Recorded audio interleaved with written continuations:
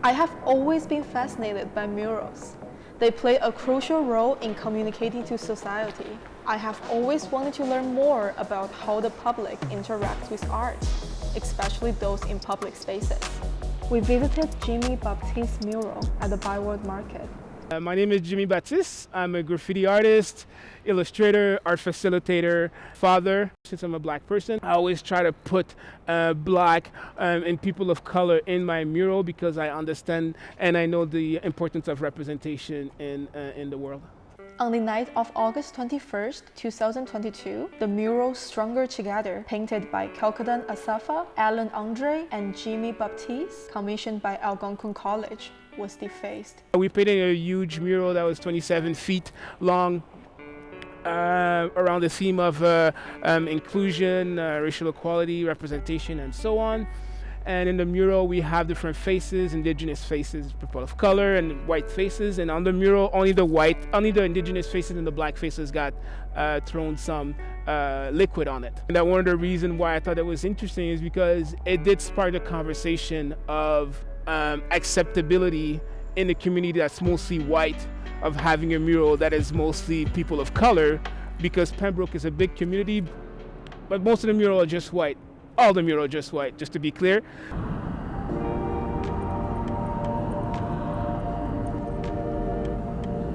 Assefa believes the same. I think murals can be a form of activism, but not necessarily. You know, there's a lot of just like aesthetic artwork out there that's just meant to beautify the neighborhood, but there's also things out there with a message, so it all depends on the intention behind the work. I would hope that people can kind of just see the diversity and the beauty that's in this community, you know. There's a lot of different public artwork in Ottawa. A lot of it was historical in nature, and I think demographics of the city have shifted a lot in the past few decades, and I'd like to be part of representing that in public artwork. Murals were used as creative outlets for activism throughout the 20th century. Mexican Muralism empowered nationalism and pride within the country under the rule of post-Mexican Revolution government. The example was seen across the world in New York City.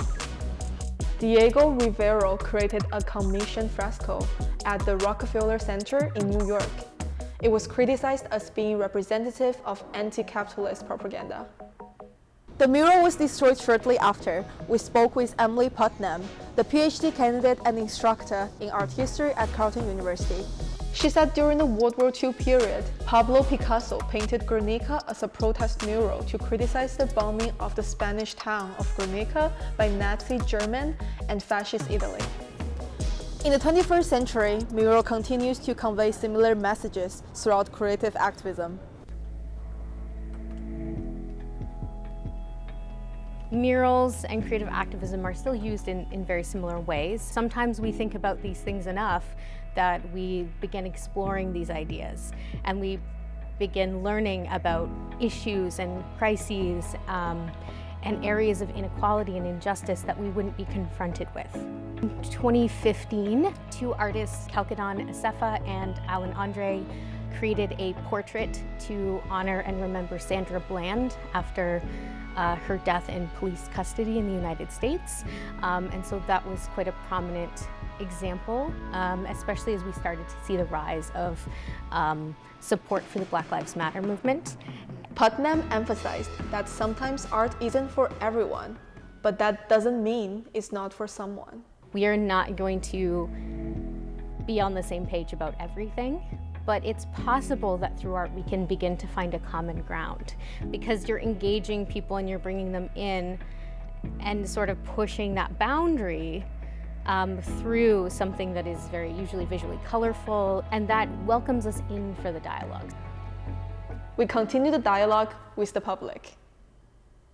I think it would be, something about the appreciation of nature and like its inherent beauty. It just feels so nurturing and healthy, and it just makes me feel good. Tells a really nice story. I think just you can tell through pieces of it. It has a story of Indigenous culture, telling a story of life and beauty, and it brings a lot of color and energy to the Byward Market. Murals in general inspire dialogue, whether it's about political, social, or religious freedom. So my question for you is, what do you think is the message behind the mural?